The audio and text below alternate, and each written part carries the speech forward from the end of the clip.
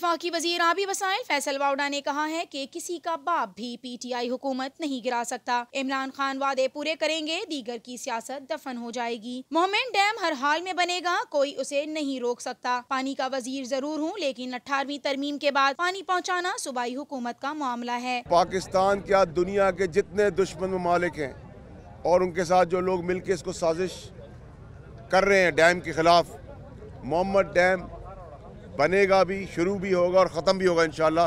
अल्लाह ताला के अलावा किसी का बाप भी इसको नहीं रोक सकता। मैं बड़ा क्लियर हूँ और कैंडिडेट हूँ इसके ऊपर। नंबर 1। नंबर 2 ये कि आज मैंने मलिक शहजाद अवान साहब को बोला है कि 10 से 12 RO प्लांट्स का काम हम शुरू कर रहे हैं इलाके के अंदर, 115 और 116 के अंदर। ये कोई सरकारी फंड से नहीं होगा, ये अपनी मदद आपसे हम कर रहे हैं। विफाकी वजीर फैसल वाउडा ने UC चेयरमैन की गैर मौजूदगी पर इजहार बरहमी करते हुए कहा कि MQM, PPP या किसी भी जमात से कोई भी हो, सबके काम तरजीही बुनियादों पर करता हूँ। हम सिंध गवर्नमेंट को ना डीरेल कर रहे हैं, ना डिट्रैक्ट कर रहे हैं, ना गिराने की कोई साजिश का हिस्सा बन रहे हैं, ना बनेंगे।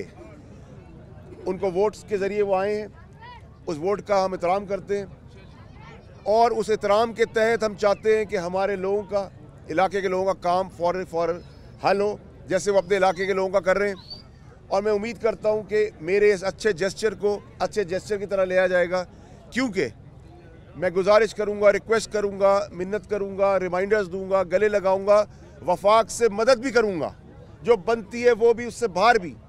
लेकिन अगर फिर भी कोई चीज़ नहीं हुई तो मैं अपने भाई मुराद अली शाह साहब को बताना चाहता हूं कि फिर थोड़ी बहुत, वो मेरी तबीयत भी जानते हैं, मैं अपनी नेचर के ख़िलाफ़ जाके बहुत सारी चीज़ें कर रहा हूं। मैं एक्सपेक्ट करता हूं कि मेरा भाई मेरी बात सुनेगा। ये सिंध आपका जितना है उतना मेरा है। फैसल वाउडा ने UC चेयरमैन के PS से बासपुर्स करते हुए कहा कि हफ्ता इतवार छुट्टी होती है तो बाकी दिन भी अफसरान को कहें कि घर बैठ जाएं। मैं कमज़ोर वजीर नहीं हूँ, ये बात सुन लें। हमारे पास जादू की छड़ी नहीं है कि हम हिलाएंगे सब चीज़ें ठीक हो जाएगी। ना मैं अभी बहस में चलना चाहता हूँ कि उन्होंने ये किया और उन्होंने ये किया और उन्होंने ये किया। उन्होंने मुल्क का बेड़ा गर्क कर दिया, मुल्क तबाह कर दिया, मुल्क के खिलाफ साजिश की।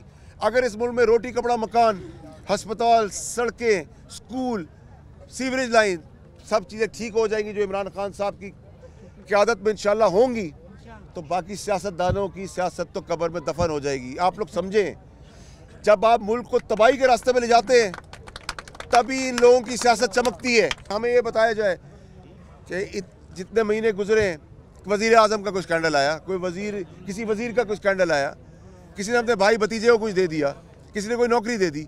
अभी हम गए थे टाउन ऑफिस के अंदर, वहाँ पे देखा क्या हुआ। टाउन ऑफिस के DMC टाउन ऑफिस और लोकल बॉडी के अंदर मातहत जितने इदारे हैं उसमें 30% तो वो लोग हैं जो जेल में इनकी तनख्वाहें चल रही हैं, और जो 70% लोग काम कर रहे हैं वो आपने देखा ऑफिस में मौजूद नहीं है। और ऑफिस में आप जब गए तो ऑफिसर कह रहे हैं कि जुम्मा, हफ्ता, इफ्तिवार तो छुट्टी होती है। तो भाई अगर गवर्नमेंट पाकिस्तान ने 3 छुट्टियां अनाउंस कर दी तो फिर चार दिन भी आने की जरूरत क्या है?